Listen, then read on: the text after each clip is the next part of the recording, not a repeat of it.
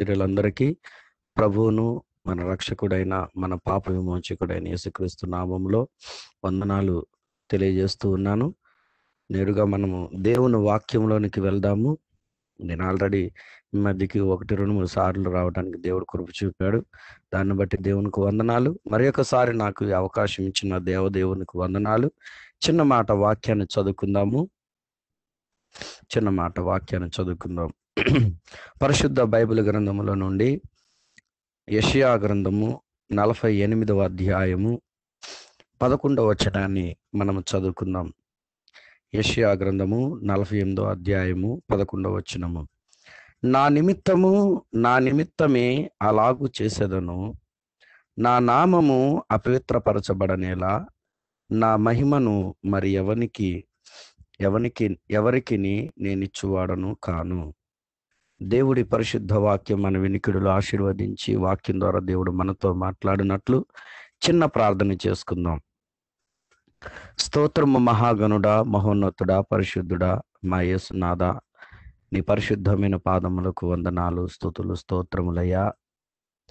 ఈ యొక్క సాయంకాల వేళ మరి ఒకసారి డిసైపుల్ ఫెలోషిప్ మీటింగ్ గ్రూప్లో నేను నా వంతుగా నా తండ్రివైన దేవా, నీవు నాకు ఇచ్చిన కృప చొప్పున వాక్యం పంచుకుంటానికి అవకాశం నాకు ఇచ్చావు. నీకు వందనాలు, స్తుతులు, స్తోత్రములు యేసయ్యా.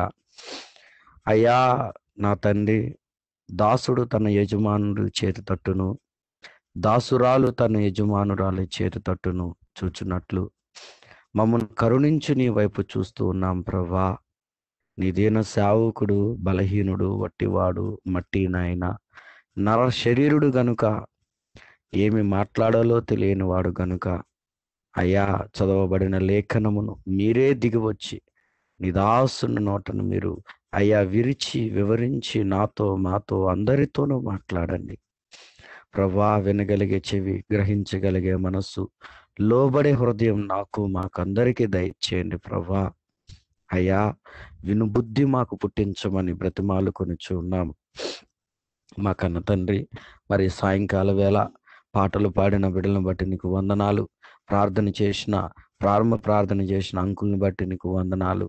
అలాగే మధ్యలో ప్రార్థించిన అంకుల్ని బట్టి కూడా నీకు వందనాలు. నడిపిస్తున్న సహోదరులను బట్టి నీకు వందనాలు. ఇంతవరకు దిగ్విజయకరముగా ఈ యొక్క అయ్యా నా తండ్రి డిసైపుల్ ఫెలోషిప్ మీటింగ్ని మీరు నడుపుతూ వచ్చినందుకు వందనాలు, స్తోత్రములు. మీరే దిగివచ్చి మాతో మాట్లాడమని నీ దాసుడని నేను నీ కృప మీద ఆధారపడుతూ నీ కృప కొరకు వేడుకుంటూ నీ కృపని అర్థిస్తూ యేసు నామంలో ప్రార్థిస్తూ ముందుకు సాగుతూ ఉన్నాము తండ్రి, ఆమేన్. ప్రియమైన దేవుని బిడ్డలారా, నా ప్రియ సహోదర సహోదరులారా, మనము చదువుకున్న లేఖన భాగంలో యెషయా భక్తుడు ద్వారా దేవుడు మనకి రోజు ఒక మాటను జ్ఞాపకం చేస్తూ ఉన్నాడు. నా నిమిత్తమే అలాగు చేసేదను, నా నామము అపవిత్రపరచబడనేలా నా మహిమను మరి ఎవనికి నేనిచ్చువాడను కాను. ప్రియమైన దేవుని బిడ్డలారా, ఇక్కడ ప్రభువారు మాట్లాడుతున్నాడు. ఆయన నామము అపవిత్రపరచబడనేలా అంటున్నాడు. అంటే దేవుని నామము అపవిత్రపరచబడే అవకాశం ఉన్నది. ఎప్పుడు అంటే ఆయన ఒక పని చేయకపోతే అపవిత్రపరచబడుతుంది. ఇదేంటి, దేవుని నామం అపవిత్రపరచబడుతుందా? అది ఎన్నటికీ కాదు కదా అంటే అది కాదు. ఎవరు కూడా దేవుని నామాన్ని అపవిత్రపరచలేరు, అపవిత్రపరచబడనివ్వడు దేవుడు. కానీ దేవుడే డైరెక్ట్గా మాట్లాడుతున్నాడు అనమాట. నా నామము అపవిత్రపరచబడనేలా. ఎందుకు అపవిత్రపరచబడాలి అని అంటున్నాడు? ఎందుకంటే నా మహిమను నేను ఎవరికి ఇచ్చువాడను కాను. అంటే దేవుని నామం మహిమపరచబడుట మరియు దేవుని నామం అపవిత్రపరచబడకుండా ఉండుట, ఈ రెండిటికి మధ్య ఒక పని జరగవలసి ఉండింది. అదేంటంటే పైన మాట్లాడుతున్నాడు సహోదరులారా. ఏమంటున్నాడంటే, నేను నిన్ను పుటము వేసి తిని వెండిని వేసినట్లు కాదు, ఇబ్బంది కొలిమిలో నిన్ను పరీక్షించి తిని. ప్రియ దేవుని బిడలారా, దేవుని నామము అపవిత్రపరచబడకుండునట్లుగా, దేవుని మహిమ ఎవరికి వెళ్ళకుండా ఉండునట్లుగా దేవుడంట ఆయనే ఇబ్బందుల కొలుములోనికి తీసుకుని వస్తానని మాట్లాడుతున్నాడు. ఇబ్బందుల కొలుములోనికి విశ్వాసులను లేదా దేవుని బిడ్డలను తీసుకుని వస్తాడంట. అలాగూ ఎందుకు తీసుకురావాలి? ఏ తండ్రి అయినా తన పిల్లలను కావాలని ఇబ్బందుల పాలు చేస్తాడా? మ్యాక్సిమం తల్లిదండ్రులు ఏం చేస్తారు? తమ పిల్లలకు ఏ శ్రమ రాకూడదు, ఏ కష్టం రాకూడదు. ఇతర పిల్లలు ఏమైపోయినా పర్వాలేదు, నా పిల్లలు మాత్రం శ్రమ రాకూడదు, కష్టం రాకూడదు, ఇబ్బంది రాకూడదు, వేదన కలగకూడదు అని చెప్పి కొంతమంది ఏం చేస్తారంటే తల్లిదండ్రులు తమ పిల్లలకి కావలసినవన్నీ సమకూరుస్తూ ఉంటారు. వారికి ఏం కావాలితే వాళ్ళు అడిగిన ప్రతిదీ ఇస్తూ ఉంటారు. ఈ లోకంలో ఉన్న కొంతమంది తల్లిదండ్రులు చేసే పని అది. ఇది మనకు కూడా తెలుసు, మనం కూడా కొంతమంది చేస్తూ ఉంటాం. నా బిడ్డలు ఇబ్బంది పడకూడదు, నా బిడ్డలు కష్టపడకూడదు, నా బిడ్డ శ్రమ పడకూడదు, నా బిడ్డ అందరి ముందు తల దించుకునేవాడు ఉండకూడదు, తల ఎత్తుకునేవాడు ఉండాలని మనం అంటూ ఉంటాం. కానీ దేవుడు ఏం చేస్తున్నాడంటే కావాలని ఇబ్బందుల కొలుములోనికి తీసుకెళ్తున్నాడంట తన బిడ్డలను, తన వారిని.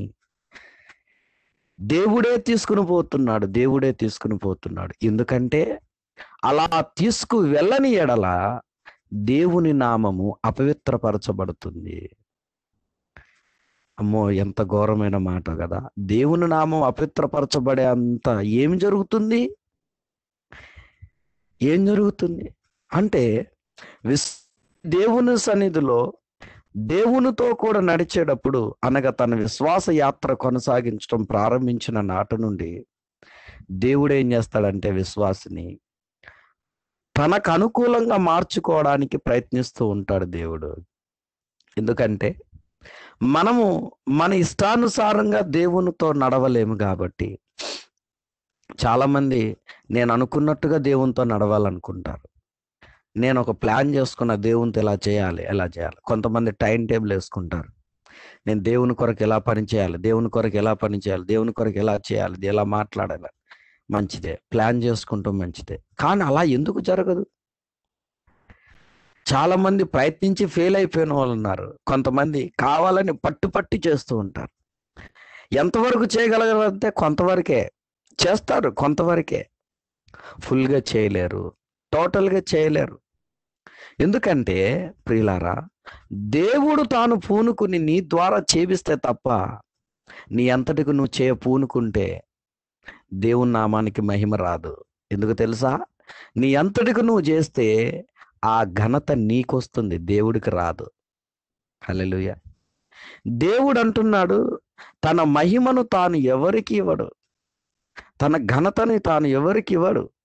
ఆయన మహిమను ఆయనే తెచ్చుకుంటాడు, ఆయన ఘనతను ఆయనే తెచ్చుకుంటాడు.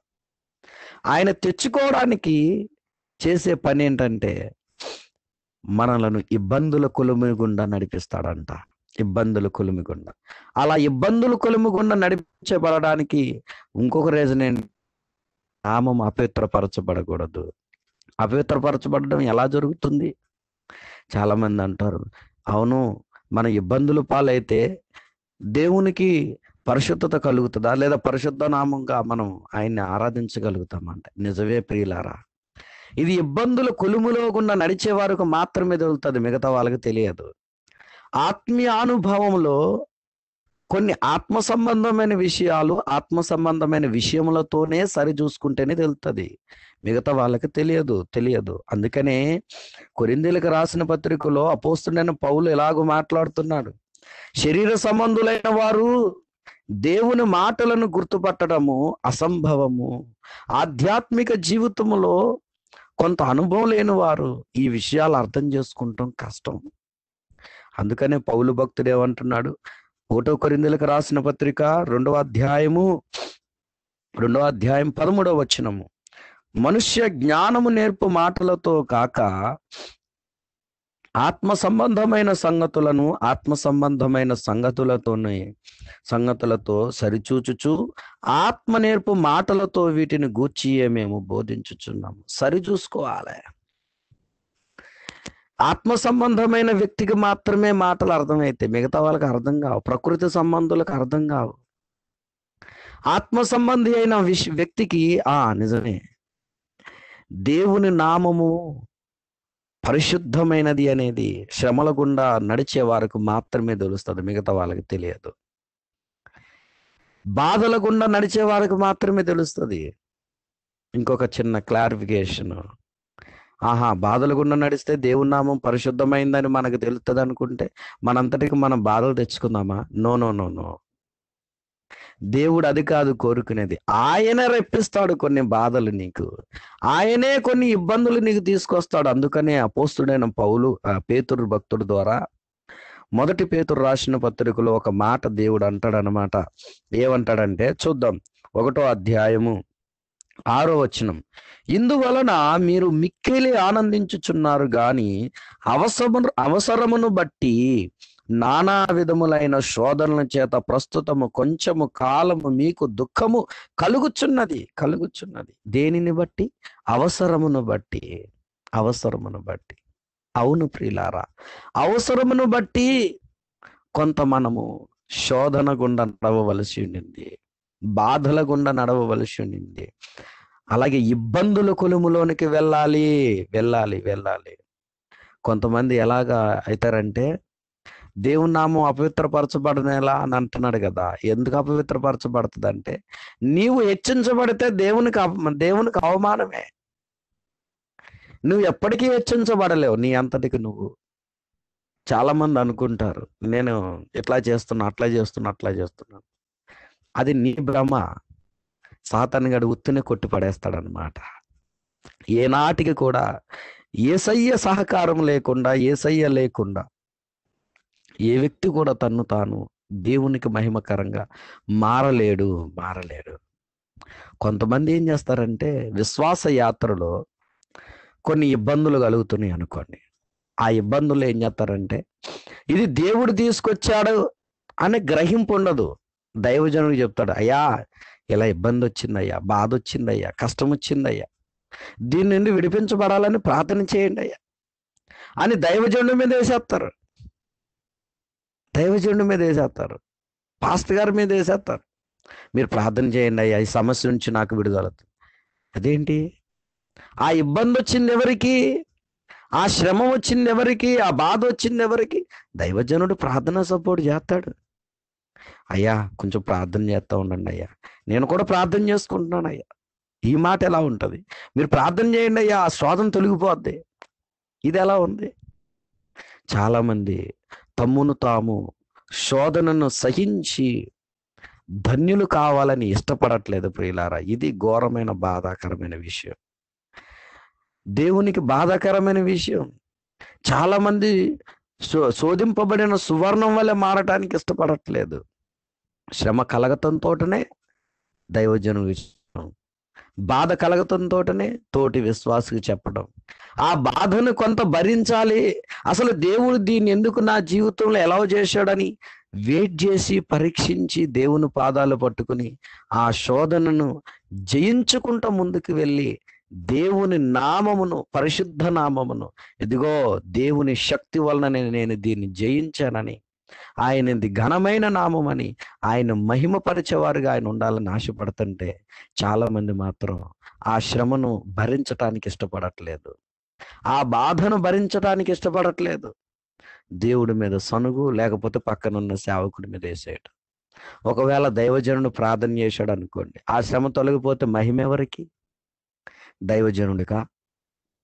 లేకపోతే నీ పక్కన సహోదరుడు ప్రార్థన చేస్తే అది తొలగిపోతే మహిమ ఎవరికి? పక్కన సహోదరుడికా? నీకొచ్చిన శ్రమ కొరకు నువ్వే దేవుని సన్నిధిలో కనిపెట్టాలి. ఈరోజు మనం ఇది నేర్చుకోవాలి ప్రియులారా. ఇది అందరికీ తెలిసిన విషయమే. మరొకసారి పునశ్చరణ, మనకొచ్చిన శ్రమకి, మనకొచ్చిన బాధకి మనమే కొంత దేవుని సన్నిధిలో కనిపెట్టాలి. ప్రార్థన సహకారం కోరు, కానీ నీ వంతుగా నువ్వేం కనిపెడుతున్నావు? అవసరమును బట్టి నీకు ఈ బాధ, నిన్ను ఇబ్బందుల కొలువులోనికి దేవుడు తీసుకుని వస్తున్నాడు. ఎందుకంటే ఆయన నిమిత్తమే. ఇది గుర్తుపెట్టుకోవాలి. నీ చేజేతులారా వచ్చిన ఇబ్బందుల గురించి కాదు ఇక్కడ దేవుడు మాట్లాడేది. కొంతమంది కావాలని వెళ్ళిపోయి తప్పుల్లో పడిపోయి పాపంలో పడిపోయి ఇబ్బందులు పాలైపోతారు. వద్దన్న పనులు చేసి తప్పుల్లో పడిపోయి ఇబ్బందులు తెచ్చుకుంటారు. అవి కాదు దేవుడు అనేది, అవి కాదు. ఆయన మహిమ కొరకు, ఆయన నామము పరిశుద్ధపరచబడుట కొరకు, ఆయన నిమిత్తము కొన్ని ఇబ్బందులు మనకి తీసుకుని వస్తాడు. ఈ ఇబ్బందిని గుర్తుపట్టిన వారు ధన్యులు సహోదరులారా. ఈ ఇబ్బందిని భరించిన వారు ధన్యులు. ఒకసారి బైబిల్ గ్రంథంలో పేతురు దేవుని మాటలు తెలియజేస్తూ పరిశుద్ధాత్మ గురించి మాట్లాడుతూ ఉన్నప్పుడు మనకు తెలిసిన విషయము, అపోస్తుల కార్యం గ్రంథం 8వ అధ్యాయంలో గారడి వాడైన సీమోన్ ఏమంటాడంటే, ఆ సీమోన్తో పేతురు అంటాడు, బాబు నీ హృదయం దేవుని ఎదుట సరిగ్గా లేదు, నీ హృదయం దేవుని ఎదుట సరిగ్గా లేదు, కాబట్టి నువ్వు వెళ్ళి మారు మనసు పొందు అని అంటాడు. అంటే ఈ గారడి వాడైన సీమోన్ ఏమంటాడంటే, చూడండి ఒక్కసారి మనం ఆ మాట చదువుకుందాము. 8వ అధ్యాయము 22వ వచనం కానించి 21 కానించి, నీ హృదయము దేవుని ఎదుట సరి అయినది కాదు గనుక ఈ కార్యమందు నీకు పాలు పంపులు లేవు. పరిశుద్ధాత్మ దేవుని కార్యమందు నీకు పాలు పంపులు లేవు అని పేతురు మాట్లాడుతూ ఏమంటున్నాడంటే, కాబట్టి ఈ నీ చెడుతనము మానుకొని మారు మనస్సు నొంది ప్రభువును వేడుకొనుము. ఒకవేళ నీ హృదయాలోచన క్షమింపబడవచ్చును. నీవు ఘోర దుష్టత్వములోను దుర్నీతి బంధకములోను ఉన్నట్టు నాకు కనబడుచున్నదని చెప్పాను. అప్పుడు ఏమంటున్నాడంటే ఈ గారడి వాడైన సీమోను 24 వచ్చిన, అందుకు సీమోను, మీరు చెప్పిన వాటిలో ఏదియూ నా మీదకి రాకుండా మీరే నా కొరకు ప్రభువును వేడుకొనుడని చెప్పాను. ఇది ఇలా ఉంటారు చాలా మంది విశ్వాసులు. బాబు నువ్వు చేసేది పొరపాటు అని ఎవరైనా చెప్తే, ఇగో నీ మీదకి ఉపద్రవం రాబోతుందంటే, అవునా, రాకుండా ప్రార్థన చేయండి. చెప్పేది ఎందుకు? నువ్వు ప్రార్థన చేసుకుంటావని. ఎందుకంటే నీ హృదయం సరిగా లేదు అని దైవజనుడు కానీ ఎవరైనా హెచ్చరిక చేస్తే వారి మీద పెడతా ఉంటారు కొంతమంది, మీరే ప్రార్థన చేయండి అని. ఈ గారడి వాడైన సీమోను పద్ధతి. ఇంకొంతమంది దేవుడు తీసుకొచ్చిన ఇబ్బందిని కూడా భరించటానికి ఇష్టపడట్లేదు, శ్రమని ఇష్టపడట్లేదు భరించటానికి. ఎందుకంటే వీరు సువర్ణం వలె మారటానికి మాత్రము కూడా ఇష్టం లేని వారు అన్నమాట. ప్రియ దేవుని బిడ్డలారా, రక్షణ పొందిన ప్రతి ఒక్క విశ్వాసి జీవితంలో దేవుడు ఇబ్బంది కొలిమిని పెడతాడు. ఎందుకంటే అపోస్తుల కార్యముల గ్రంథములో పౌలు భక్తుడు ఎలాగో మాట్లాడుతున్నాడు. శిష్యులందరినీ పిలిచి అపోస్తుల కార్యముల గ్రంథము 14వ అధ్యాయం 22వ వచనంలో ఇలాగ అంటున్నాడు, శిష్యుల మనస్సులను దృఢపరిచి విశ్వాసమందు నిలకడగా ఉండవలెననియు అనేక శ్రమలను అనుభవించి మనము దేవుని రాజ్యమును ప్రవేశింపవలెననియు వారిని హెచ్చరించిరి. అనేక శ్రమలు అనుభవించవలసింది. ప్రియులారా, ఈ అనేకమైన శ్రమలు అనుభవించటానికి ఎందుకు విశ్వాసం ఇష్టపడట్లేదు? నువ్వు అనుభవించటానికి ఇష్టపడకపోతే, దానిని ఎంతటికి నువ్వు జయించటానికి అడుగు ముందుకు వేయకపోతే, దేవుని నామము పరిశుద్ధపరచబడటం కష్టము. నీ ద్వారా దేవుని నామము ఘనపరచబడటం కష్టము. చాలా మంది నిస్సహాయులైనట్టుగా వదిలిపెట్టేస్తూ ఉంటారు మధ్యలోనే. వదిలిపెట్టవద్దు ప్రియులారా. ఎందుకంటే ఆయన తన నిమిత్తమే, నా నిమిత్తమే అని రెండోసారి కూడా మాట్లాడుతున్నాడు. యెషయా గ్రంథం 48వ అధ్యాయము 11వ వచనములో దేవుడే తన నిమిత్తమే ఇబ్బందులు కొలిమిలోనికి తీసుకుని వస్తున్నాడు. మరి ఈరోజు మనము రాబోతున్న రోజుల్లో కావచ్చు, ఇప్పుడు కావచ్చు, ఇబ్బందులు కొలిమిలోనికి దేవుడు తీసుకొచ్చినప్పుడు ఏది జరిగినను నీ చిత్తమే నాయన. మొట్టమొదటిగా ప్రతి విశ్వాసి తనకు ఇబ్బంది వచ్చినప్పుడు మొట్టమొదట స్వపరిశీలన చేసుకుంటారు. ఇది అందరికీ తెలిసిన క్రైస్తవ నియమము. మొట్టమొదటిగా తాము స్వపరిశీలన చేసుకుంటారు. ఈ మాట నేను మాట్లాడుతూ పోయినసారి స్కిప్ అయింది. మొట్టమొదటిగా దేవుని సన్నిధిలో తమ తప్పును ఒప్పుకుంటారు. యేసయ్యా, నా యందేమన్నా లోపాలు ఉంటే, పాపం ఉంటే క్షమించండి. నా వల్ల ఏమైనా ఇబ్బంది వచ్చిందేమో, నా పొరపాట్ల వల్ల, నా పాపముల వల్ల వచ్చిందేమో, దయచేసి క్షమించు నాయన, నీ రక్తంతో కడుగు నాయన అని అడుగుతారు కొంతమంది. ఇంకొంతమంది ఏం చేస్తారంటే పదే అదే అడుగుతూ ఉంటారు తప్ప బాబు అది నీ పాపమును బట్టో, నీ లోపమును బట్టో, నీ యొక్క బలహీనతను బట్టో వచ్చింది కాదది. దేవుని నామ మహిమ కొరకు దేవుడు నీ జీవితంలో ఎలావ్ చేశాడు. పదే పదే పదే పదే పదే పదే నువ్వు క్షమాపణ అడిగి అడిగి ఆధ్యాత్మిక జీవితంలో నేర్చుకోవాల్సిన ఉన్నత పాఠాన్ని మిస్ అయిపోతున్నావు. చాలా మంది ఇలాగే మిస్ అయిపోతున్నారు ప్రియులారా. నేను ఇబ్బందిలో పడ్డాను అంటే ఏదో పాపంలో ఉండుంటాను, అందుకే నాకు ఇది వచ్చింది.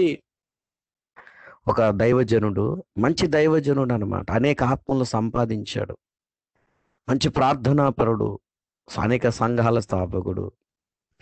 ఒకసారి బలహీనుడై అనారోగ్య పరిస్థితితో బెడ్ మీద పడుకుని ఉన్నాడు. బెడ్ మీద పడుకుని ఉంటే ఆ, ఒక సేవకుడు వచ్చాడు. ఆయన అంటే అంత సేవకుడేం కాదు, ఇంటిని తిరుగుతూ ప్రార్థన చేస్తూ బలపరుస్తూ ఉండేవాడు అన్నమాట. అయితే ఈ దైవజనుడు బలహీనుడై మంచం మీద పడి ఉండటం చూసి వచ్చి ప్రార్థన చేస్తానికి వచ్చి, అయ్యా ఎంతకాలం నుంచి ఇబ్బంది పడ్డా, కనీసం 10 రోజుల నుంచి నేను బాధపడుతున్నానండి, శరీరం అసలు సహకరించట్లేదు, చాలా బలహీనతతో ఉన్నాను, బాధపడుతున్నాను, నా గురించి ప్రార్థన చేయండి అన్నాడు. ఎవరైనా అంతే కదా, ఎవరైనా అంతే కదా. ఈయన ప్రార్థన చేసుకోకుండా ఎలా ఉంటాడు దైవజనుడు? అనేక ఆత్మల సంపాదకుడు, అనేక సంఘాల స్థాపకుడు, సేవకులను తయారు చేశాడు, బలహీనతతో రోగశయ మీద ఉన్నాడు. ఈ దైవజనుడు వచ్చాడు, వచ్చి అంటున్నాడు చూసి, అయ్యా, దేవుడు అనవసరంగా ఎవరిని శిక్షించడు. నీకు ఈ శోధన వచ్చిందంటే నీలో ఏయో పాపములు ఉన్నాయి, నువ్వు అవి ఇంకా ఒప్పుకోలేదేమో, ఒప్పేసుకో అంట.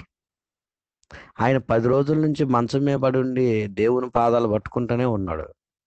ఈయన వచ్చాం ఒప్పేసుకో అంటున్నాడు. దేవుడు నీకు ఈ శిక్షను విధించాడంటే నువ్వు ఆయన కొడుకువి, నీకెందుకు వస్తుంది ఈ శిక్ష? నీకు రాకూడదు, వచ్చిందంటే నువ్వేదో తప్పు చేసావు, ప్రార్థన చేసుకో అంటున్నాడు ఆ బెడ్ మీద ఉన్న దైవజను చూసి. అప్పుడు ఆ దైవజను అన్నాడు, అయ్యా, నేను ఈ బలహీనత వచ్చిన కానించి ప్రార్థన చేస్తున్నానయ్యా, దేవునితో సమాధాన పడుతూనే ఉన్నాను. ఎందుకు వచ్చిందో మరి ఇది, నన్ను పరీక్షించడానికో, లేకపోతే నన్ను శ్రేష్టమైన భక్తుడిగా చేయడానికో, లేకపోతే ఇంకేమైనా నాకు నేర్పించాలనో నా గురించి ప్రార్థన చేయంటే, లేదు, నీ పాపం వల్లనే వచ్చి ఉంటుంది అంటాడు ఆయన. అప్పుడు ఆ దైవజనుడు అన్నాడంట, బెడ్ మీద ఉన్న ఆయన, చూడండి, హెబ్రీలకు రాసిన పత్రిక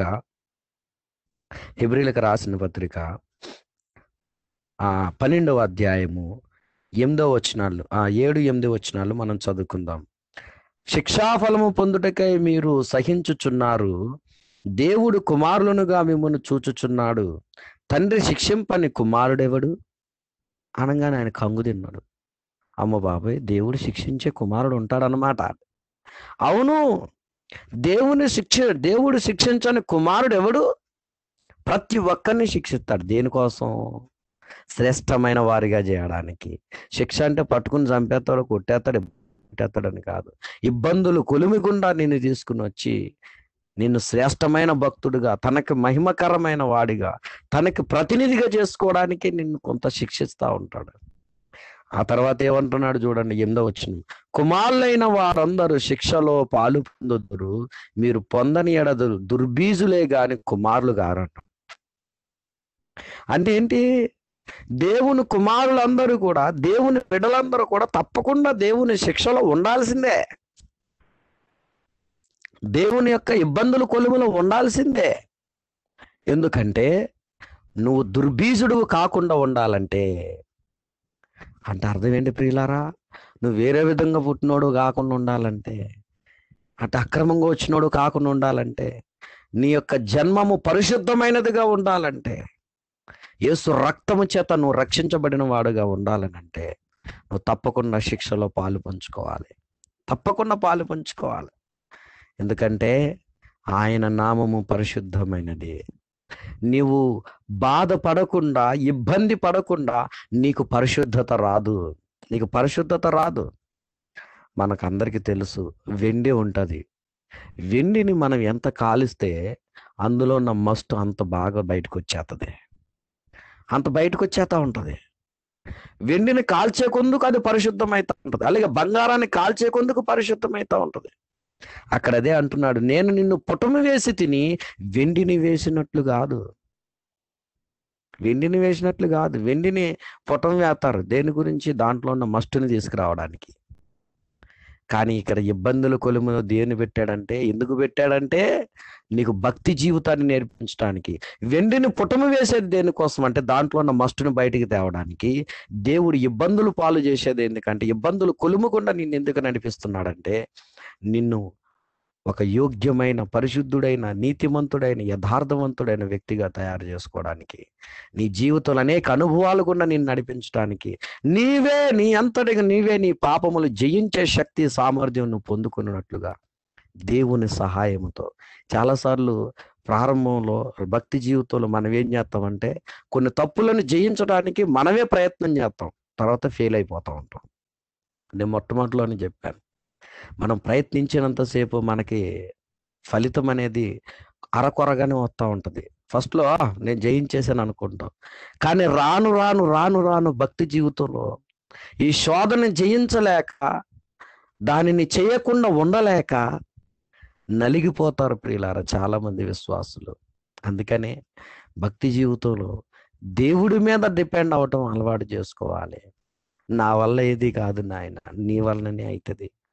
నాకు ఈ ఇబ్బంది వచ్చింది, ఏమన్నా నా యందు పాపములు ఉన్నాయా, నా యందు దోషములు ఉన్నాయా, నా యందు లోపములు ఉన్నాయా అని మొట్టమొదటిగా స్వపరిశీలన చేసుకుని ఆయన పాదాలు పట్టుకుని క్షమాపణ అడుక్కుంటాం. ఆ తర్వాత ఇంకా క్షమాపణ అడిగినా అది కంటిన్యూ అవుతుందంటే దేవుడు మనకేదో పాఠం నేర్పిస్తున్నాడు, మనల్ని ఏదో ఒక మెట్టు ఎక్కిస్తున్నాడని గ్రహింపు మనకు రావాలి. ఇది ఆత్మానుభవం వలననే కలుగుతుంది, కానీ ప్రకృతి సిద్ధంగా ఉంటే కలగదు ప్రియ సహోదరులారా. ఎందుకంటే ఆయన నిమిత్తమే ఆయనే రప్పించిన దాన్ని నా అంతటిగా నాకు వచ్చిందని నువ్వెందుకు అనుకుంటున్నావు?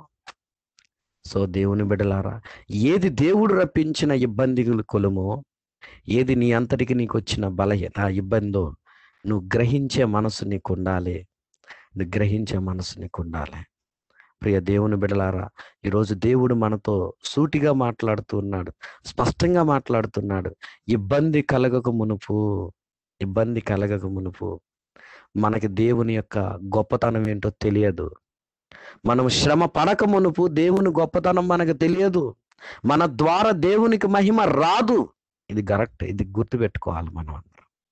మనకి ఇబ్బంది వచ్చినప్పుడే, మనకి శోధన వచ్చినప్పుడు, ఏది మనంతటికి మనం తెచ్చుకున్నది కాదు, దేవుడు రప్పించినప్పుడు, అలా వచ్చినప్పుడు మాత్రమే దేవుని మహిమ, దేవునికి ఘనత అనేది వస్తుంది, లేదా మహిమ అనేది వస్తుంది. ఆయన నామము పరిశుద్ధపరచబడి హెచ్చించబడుతుంది. ప్రియులారా, దయచేసి ఈ విషయాలు మనం గమనిద్దాం.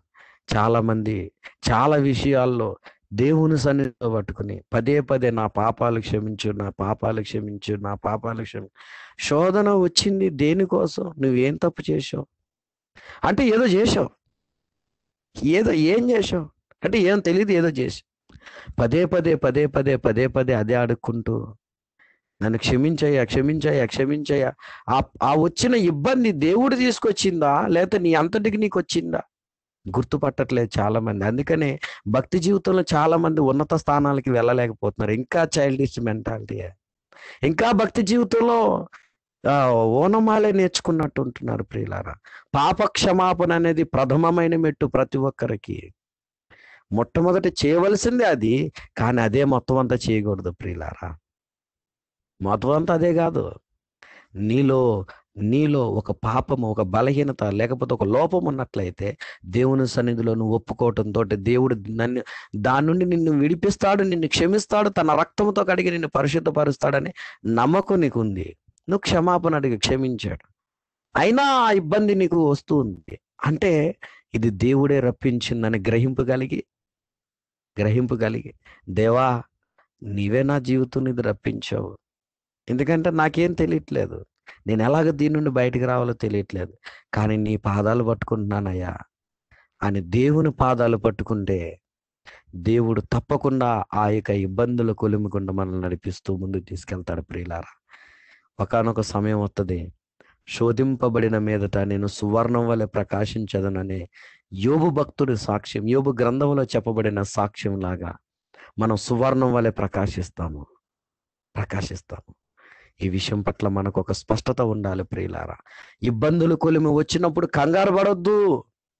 ఇబ్బంది రాకపోతే దేవుడు అపవిత్రపరచబడినట్లయిపోతుంది. అనగా తన మహిమను నీ ద్వారా రప్పించుకోడు ఆయన. ఆయన మహిమను ఆయనే తెచ్చుకుంటాడు. ఆయన మహిమను ఎవరికి ఇవ్వడు. క్షమించాలి. ఆయన మహిమను ఆయన తెచ్చుకుంటానికి నిన్ను వాడుకుంటాడు. దానికి అనుగుణంగా నిన్ను మలుచుకుంటాడు, నిన్ను చెక్కుకుంటాడు. మనందరికీ తెలిసిన ఎగ్జాంపులే, ఒక బండరాతిని ఒక మంచి శిల్పంగా చెక్కడానికి శిల్పకారుడు ఎన్ని దెబ్బలు కొడతాడు. ఎన్ని దెబ్బలు కొడితే అంత అందమైన శిల్పం తయారైనట్లుగా. ఎందుకంటే మనము కూడా బండలాంటి వారం ప్రియులారా, రాతి లాంటి వారము. మన దగ్గర అసలు దేవునికి అనుకూలమైన లక్షణాలు ఒక్కటి కూడా ఉండదు. ఎందుకంటే మనం పాపపు మూట. అందుకని ఒక భక్తుడు ఒక పాట రాశాడు. పాపపు మూటనై నేనుండగానే వింతగు ప్రేమతో నన్ను పిలచితివి. పాపపు మూటనై నేనుండగానే వింతగు ప్రేమతో నన్ను పిలచితివి. మరణ వేదనలు నోచియు మృతినే, మరణ వేదనలు నోర్చియు మృతినే, దునిమిన జయశీలుడా. మరణ వేదనలు నోచియు మృతినే, దునిమిన జయశీలుడా. నా ప్రాణమే పానార్పణ చేతును, సర్వోన్నత దైవమా సతతము స్తుతి పాత్రుడా. స్తోత్రార్పణ చేతును, నిరంతర నాదార్చన చేతును, సర్వోన్నత దైవమా. రక్షణ పొందిన ప్రతి ఒక్కరు కూడా ఒక బండలాంటి వారము దేవుని రాజ్యంలోకి వచ్చాం. మనల్ని చెక్కడానికి ఆయన శిల్పకారుడు వలె ఉలి సుత్తె పట్టుకుని చెక్కుతూ ఉన్నాడు. ఇబ్బందుల కొలిమిలో పెట్టి చెక్కబడదాం. అంతేగాని అయ్యా అలా వద్దయ్యా, ఇలా వద్దయ్యా. కొంతమంది నాకు తెలియనప్పుడు శ్రమ దేవుడు రప్పిస్తే మనం ఆయనకి మహిమకరంగా మారుతాం. మనమే తెచ్చుకుంటే కొన్నిసార్లు నన్ను నేను శ్రమపరుచుకునేవాడిని అనమాట. మీకు అర్థమవుతుందా? చైల్డిష్ మెంటాలిటీ నాది. భక్తి జీవితంలో నేను అనుకునేవాడిని, అమ్మో ఆ శ్రమ మొత్తం మళ్ళీ నేను తట్టుకోలేనేమో, అందుకే నేనే శ్రమ తెచ్చుకుంటా అని ఉపవాసం ఉండేవాడిని, మోకాళ్ళ మీద ఉండేవాడిని, ఎక్కువసేపు దేవుని సన్నిధిలో గడిపేవాడిని. నన్ను నేను హింసించుకుంటూ ఉండేవాడిని, పాపంలో పడకూడదని, శోధన నా దగ్గరికి రాకూడదని. అంటే నా అంతటికి నేను హింసించుకుని నా అంతటికి నేను భక్తి చేస్తే దేవునికి మహిమ ఎలా వస్తుంది? అది నాకు మహిమ కానీ. అప్పుడు నేను సాక్ష్యం ఏం చెప్తాను? నేను ఇగో ఇబ్బందిలో పడకూడదని, ఈ పాపం చేయకూడదని, నేను ఇలా సాధన చేశానని నేను అని నన్ను గొప్ప చేసుకుంటాను, కానీ దేవుణ్ణి ఎక్కడ గొప్ప చేస్తాను ప్రియులారా? ఇది నాకు తెలియదు అప్పుడు. ఆ తర్వాత దేవుడు నాకు నేర్పించాడు, కుమారుడా, నీ అంతటికి నువ్వు నీ భక్తి జీవిత సాధన చేసినంతసేపు నీకే మహిమగా నాకు రాదురా కుమారుడా. నేను తీసుకొచ్చే ఇబ్బందులు కొలుముగును నువ్వు నడిస్తేనే నాకు మహిమ. ఎందుకంటే ఆ ఇబ్బందుల కొలిమి ద్వారానే నాకు అనుకూలంగా నిన్ను మార్చుకుంటా. హల్లెలూయా, హల్లెలూయా. ప్రియులారా, తనకు అనుకూలంగా మనల్ని మార్చుకోవడానికి ఇబ్బందుల కొలిమిలోనికి దేవుడు తీసుకుని వెళ్తున్నాడు. అందుకనే రోమీలకు రాసిన పత్రికలో చివరికి మాటను చదువుకుని మనం ముగించుకుందాం. రోమీలకు రాసిన పత్రికలో అపోస్తుడైన పౌలు ఎలాగో మాట్లాడుతున్నాడు సహోదరులారా, మనం చూద్దాం. రోమీలకు రాసిన పత్రిక 8వ అధ్యాయము 29వ వచనాన్ని మనం చదువుకుందాం. ఎందుకనగా తన కుమారుడు అనేక సహోదరులలో జ్యేష్ఠుడగునట్లు దేవుడెవరిని ముందు ఎరుగనో వారు తన కుమారునితో సారూప్యము గలవారగుటకు వారిని ముందుగా నిర్ణయించను. సారూప్యము గలవారంటే సమరూపం గలవారు. ఎప్పుడవుతాం? ఆయన మనల్ని తయారు చేస్తే అవుతాం. మనంతటికి మనం ఎక్కడ అవుతామండి? మనంతటికి మనం సాధన చేస్తే ఎక్కడ అవుతామండి? మనంతటికి మనం ప్రయత్నిస్తే ఎక్కడ అవుతామండి? ఎలాగన్నా నన్ను ప్రయత్నించడం మానకండి ప్రియులారా. నీ ప్రయత్నాన్ని చూస్తాడు, దేవుడు సహాయం చేస్తాడు. నీకు ఆశ ఉండాలి. చాలా మంది దేవుని సన్నిధిలో నేనే ప్రయత్నం చేయాలి, నేనే విజయం సాధించాలనుకుంటారు. తప్పు. దేవుని కృప నీకు ఉండాలి. రెండవదిగా ఆయన నిన్ను ఇబ్బందుల కొలుములోనికి తీసుకుని వెళ్తేనే ఆయన సారూప్యంలోనికి నువ్వు మార్చబడే లక్షణాలు నీకు వస్తాయి. అప్పటి వరకు రావు. నువ్వెంత ప్రయత్నించినా రావు, నేను ఎంత ప్రయత్నించినా రావు, ఎవరు ఎంత మన కొరకు ప్రయాసపడినా రావు. చాలా మంది అనుకుంటారు, మా దైవజనుడు ఉన్నాడు, నేను భక్తిలో ఎదిగిపోతాను అనుకుంటారు. దైవజనుడు ఎంతవరకు నిన్ను గైడ్ చేయడం వరకు మాత్రమే, నీకు సలహా ఇవ్వటం వరకు మాత్రమే. నిన్ను మాత్రము భక్తి జీవితంలో నీ స్థాయిని మార్చడానికి సేవకుడు పనికిరాడు. నీ స్థాయి మారాలంటే నువ్వే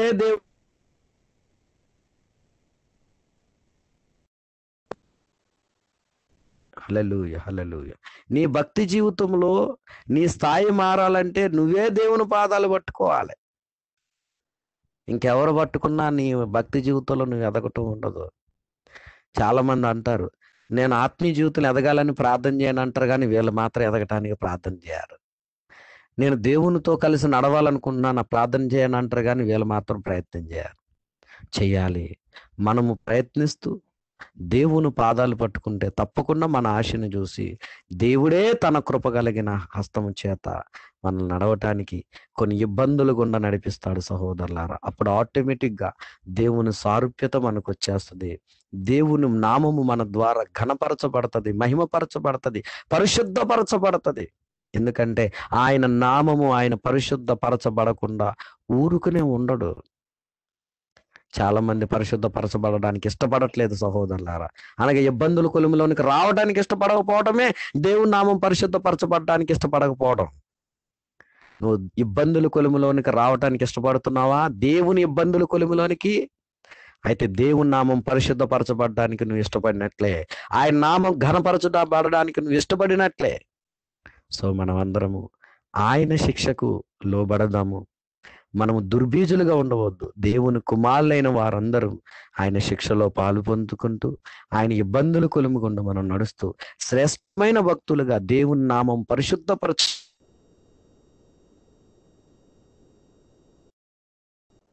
దేవుని నామాన్ని పరిశుద్ధపరచబడిన దానిగా చేస్తూ దేవుని మహిమపరుస్తూ ఆయనకు ఘనత ఆయనకే చెల్లునట్లుగా మనం ముందుకు సాగుదాం.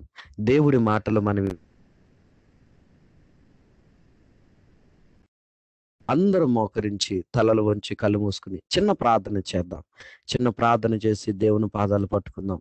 ప్రభువా, నీకు వందనాలు తండ్రి. ఇంతవరకు మీరు దిగి వచ్చి మాతో మాట్లాడినందుకు వందనాలు ప్రభువా. మమ్ములను ఇబ్బందుల కొలుములోనికి నువ్వు తీసుకుని వచ్చేది నీవే. నేనే అంటున్నావు ప్రభువా, నా నిమిత్తమే అంటున్నావు. నా యొక్క నామము పరిశుద్ధపరచబడుట కొరకే, నా ఘనత కొరకే మిమ్మల్ని ఇబ్బందుల కొలుములోనికి తీసుకుని వస్తున్నానని మీరు మాట్లాడుతున్నారు. నీకు వందనాలు. అవసరమును బట్టి కొంతకాలం మేము శ్రమను అనుభవించవలసినదని నీ లేఖనం ద్వారా మీరు మాట్లాడుతున్నారు. నీకు వందనాలు, స్తోత్రములయ్యా. విన్న మాటలు మా అందరి హృదయాల్లో నీరు కట్టి ఫలింపచేయండి. మమ్మల్ని ఆటంకపరచాలని చూస్తున్నా అయ్యా, ఇబ్బందులు కొలుముకున్న మమ్మల్ని నడవనివ్వకుండా పదే ఇంకా మా తండ్రి కొంతమంది ఏదైనా ఇబ్బంది వస్తే అయ్యో నేను తప్పులో పడిపోయినేమో అందుకే నాకు ఇబ్బంది వచ్చిందని పదే అదే ప్రార్థన చేసుకుంటూ అదే ప్రార్థనలో ఉంటూ భక్తి జీవితంలో ఎదగకుండా అక్కడే ఉండిపోతున్నారయ్యా.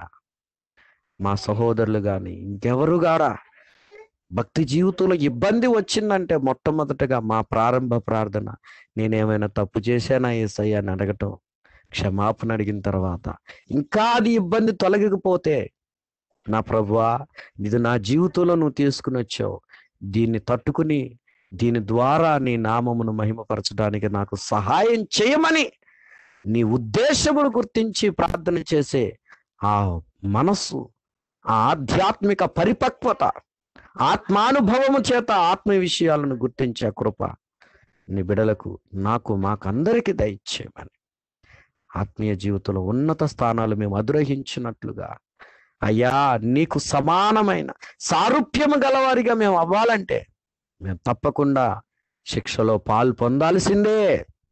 పాలు పొందని ఎడల మేము దుర్బీజులమైపోతామని హెబ్రీ గ్రంథకర్త ద్వారా, అపోస్తుడైన పౌలు ద్వారా మీరు మాట్లాడారు. దుర్బీజులుగా మేము ఉండొద్దు అయ్యా, నీ బిడ్డలుగా మేము ఉండగోరుతున్నామయ్యా. నువ్వు ఏ ఇబ్బందుల కొలుములోనికి మమ్మల్ని తీసుకెళ్ళినా, ఏ శిక్షలోకి మమ్మల్ని తీసుకుని వెళ్ళినా మేము అయ్యా వాటిని భరించుచు ఆధ్యాత్మిక జీవితంలో ఉన్నత పాఠాలను నేర్చుకుంటూ నీ సన్నిధిలో ఉన్నత స్థానంలో ఉండే కృపను మాకు దయచేయమని, మెట్టుకు నీకు సమానమైన సారూప్యంలోనికి మమ్మల్ని మార్చుకునడానికి లోబడి నడిచే కృపను మాకు దయచేయమని యేసు నామములో ప్రార్థించి వేడుకుంటూ ఈ మనవులు మీకు సమర్పణ చేసుకుంటూ ఈ గ్రూపుని ఇంకాను బలపరచండి, ప్రతి ఒక్కరిని స్థిరపరచండి, ప్రతి ప్రార్థన అవసరతను తీర్చండి. నడిపిస్తున్న వారిని, కండక్ట్ చేస్తున్న వారిని, లీడ్ చేస్తున్న ప్రతి ఒక్కరిని దీవించమని అయ్యా, సత్యమందు ప్రతిష్ఠించి ఉన్నత స్థానములో మేమందరం భక్తి జీవితంలో ఆధ్యాత్మిక పరిపక్వత కలిగిన వారుగా ఉండి నిన్ను మహిమపరుస్తూ అనేక మందిని అలాగ మార్చే కృపను దయచేయమని యేసు పరిపూర్ణ నామములో ప్రార్థించి వేడుతున్నాము తండ్రి. ఆమేన్. ఆమేన్.